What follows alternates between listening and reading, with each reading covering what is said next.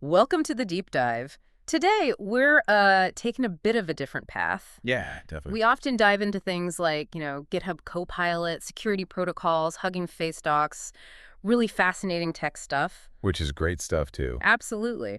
But today, we're exploring something else entirely, a really rich historical text. It's an excerpt from the Ale Hades Roman script books. Hmm.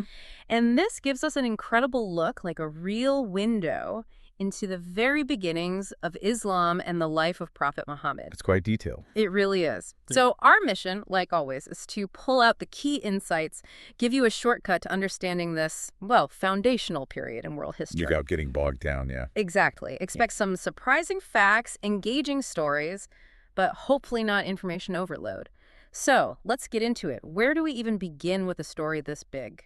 Well, you really have to start even before the prophet's birth, I think, to get the context. There's this event called the Waqi'i Field, the event of the elephant. Yeah. Exactly. It's this account of Abraha, this leader, Hmm. who marched on Mecca with elephants, Mhm. intending to destroy the Kaaba. Right. But the story goes, his lead elephant just stopped, refused to go towards the Kaaba. Wow. And then this calamity in Azab happened. Small birds called Ababil and Kumri appeared and dropped these tiny stones on the army. Small stones, but devastating. Apparently so. The text says they left the army like eaten straw. It's this really powerful image. And this happened just 50 or 55 days before the prophet was born in 571 AD. So it's seen as a kind of preliminary sign, a tamhidi nishani. Precisely. A sign of something momentous about to happen. That really does set a dramatic stage. And then the prophet himself, born into a respected family, An honorable lineage, yes. And his early life marrying Hazrat Khadijah. who was a significant figure in her own right. Absolutely. But the key moment, the real start of his prophethood, Nubuwat, was that first revelation. In the cave, Gara Hira, from the angel Jibril. Yes. And think about the world that message arrived in. It wasn't empty. No, not at all. You mentioned a mosaic of beliefs. Exactly. There were established Jewish communities, Khaybar, Nazir, Kanuko, others. They were quite widespread, even down into Yemen. How did they get to Yemen?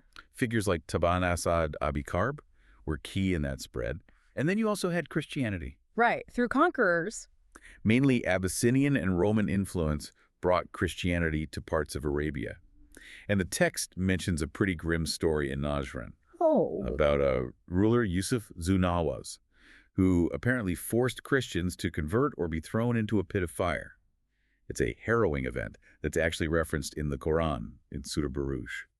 So a really complex religious landscape. But what about the people themselves? The pre-Islamic Arabs, the Jahiliyat period. The source mentions some positive traits, which seems counterintuitive. It does, doesn't it? It talks about Badri Saji like Bedouin simplicity, And honesty, bravery. integrity, freedom from deceit, really strong qualities. So how do we reconcile that with the term Jahiliyat, which means ignorance? That's a great point.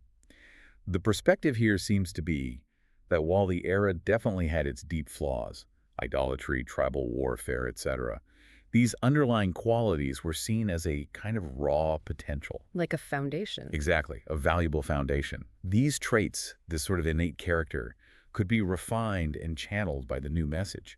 It wasn't about wiping the slate clean, but building on what was already there, even amidst the ignorance. That's a fascinating way to look at it. Okay, so the prophet receives the revelation, starts his call.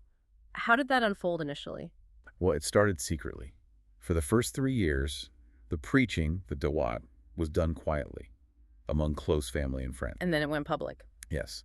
The source describes him making the public declaration from Khoi Safa, Mount Safa, in Mecca. And the reaction. Immediate hostility, especially from the Quraysh, his own tribe, who dominated Mecca. What did they do? They tried everything, pressuring his uncle, Abu Talib, who was his protector. But Abu Talib stood firm, right? Even though he didn't convert himself. He did. He protected his nephew. So when pressure didn't work, the Quraysh escalated things dramatically. This is the boycott. Yes, a complete social and economic boycott against the Prophet's clan, Bani Hashim and Bani Abdul Muttalib. For how long? 3 incredibly difficult years. They were confined to a valley, Shobi Abi Talib, cut off. 3 years. It's Yeah. just trying to survive. That must have been immense. It took a huge toll, Yep. and it led directly into what's called the Amul Huzn, The year of sorrow. right, the 10th year of prophethood. Because in that year, Both Abu Talib and Hazrat Khadija passed away. His two biggest supporters. Exactly. Abu Talib's protection had been crucial.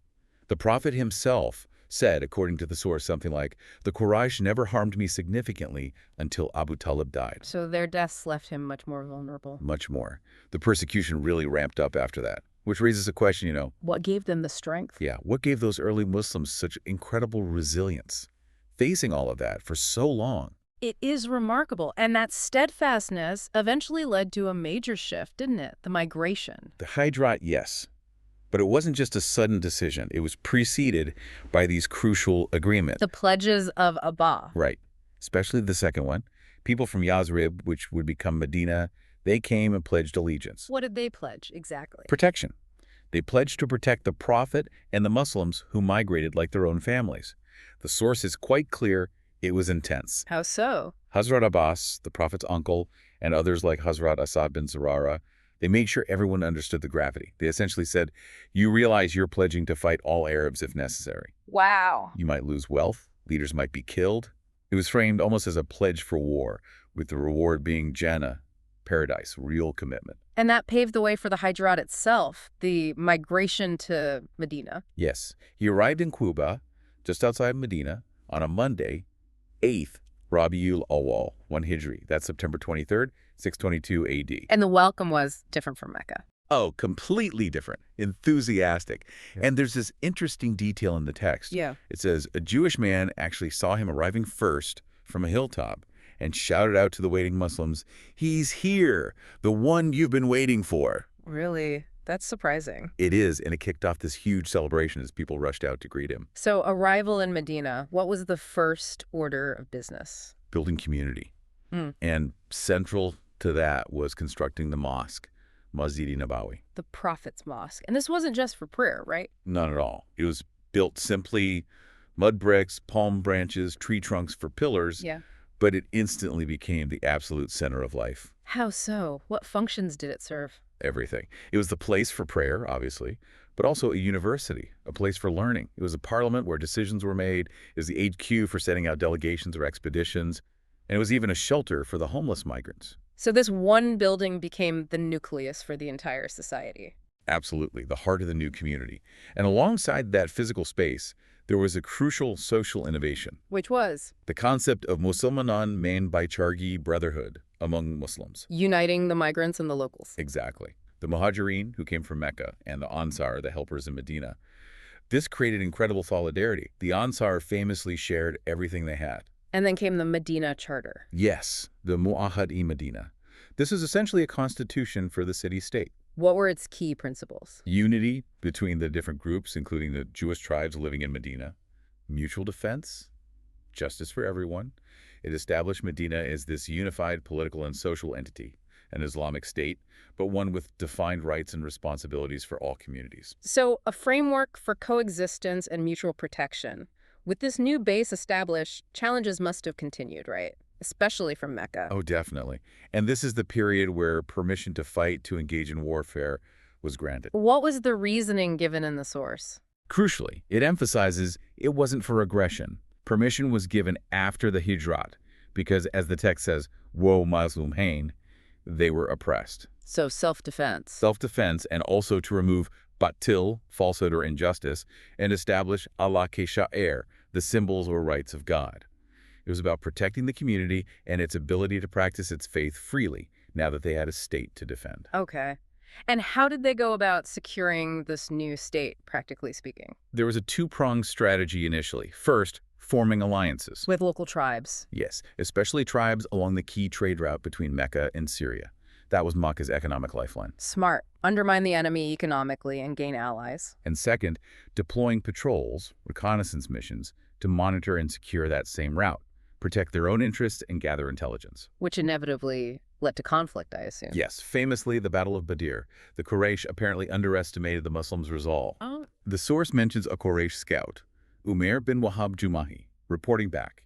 He didn't just count numbers. He described the Muslims as like calamities carrying death, Belain, Joma Kolad Huhain, implying they were few but utterly determined. A chilling assessment. And Badr was a major turning point.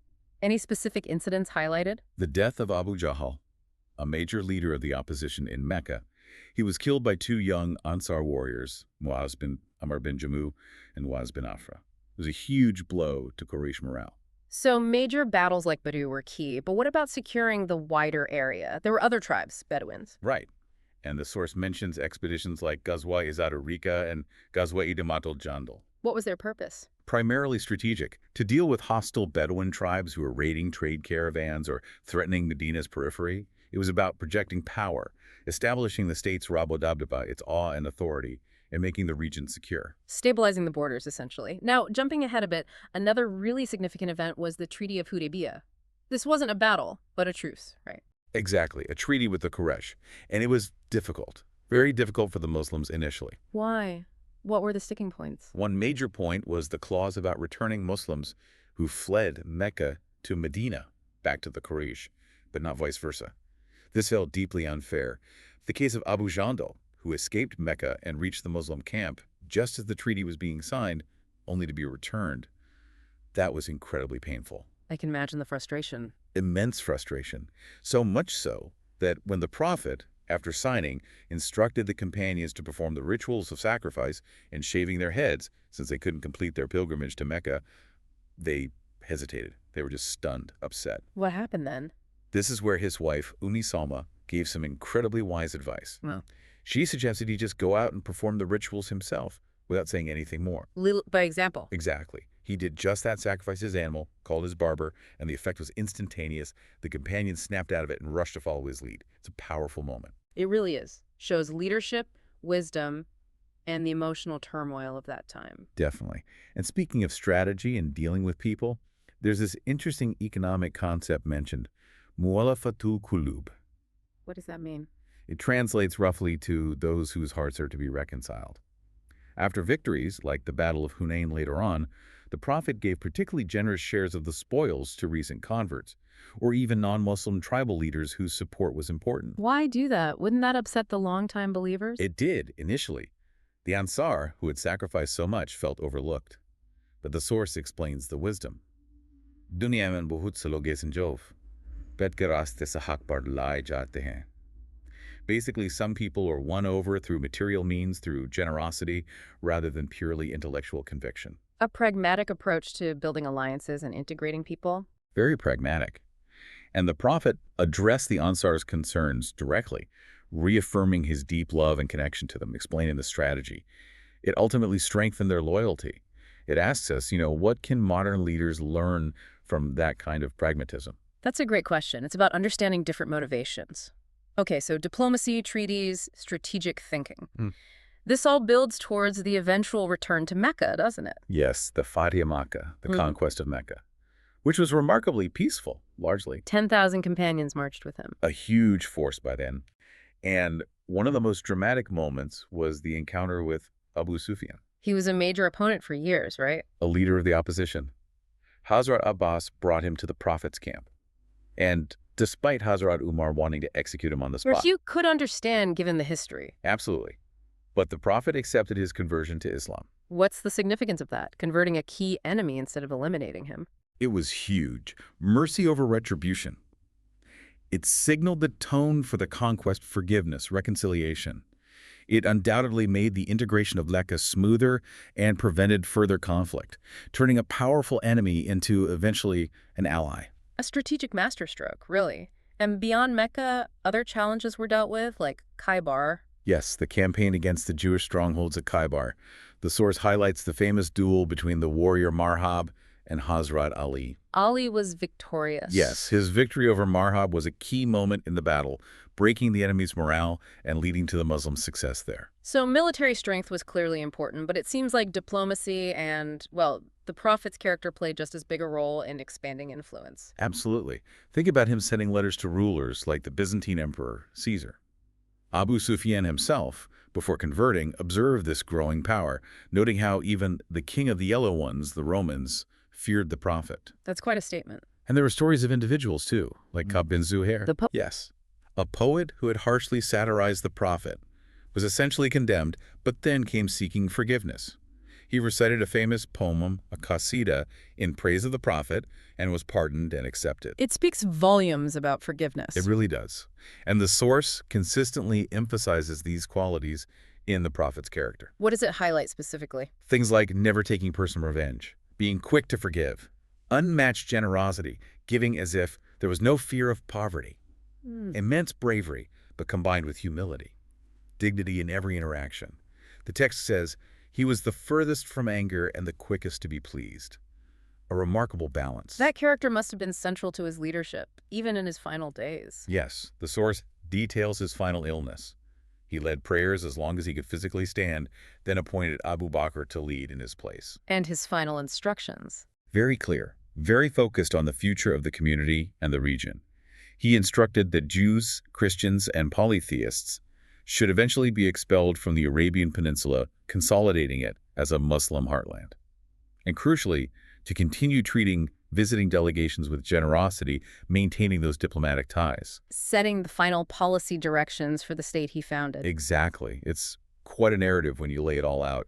The sheer scope of transformation, the challenges faced. He really is. We've covered so much ground just by digging into this one historical account. It's offered, I hope, that shortcut we aim for a way into understanding this incredibly foundational period. And it's not just dates and events, is it? It's about the principles, leadership, building a community from scratch, incredible resilience, strategic thinking. Absolutely. The human drama, the surprising details, how faith and strategy wove together. So, for you listening, what does all this mean? Maybe think about how these historical foundations dealing with opposition, building unity, the tough choices of leadership, how might they offer some perspective on challenges we still face today? Yeah, the power of community, the balance between principle and pragmatism, the impact of character. It's all in there. Lots to think about. A fascinating deep dive today.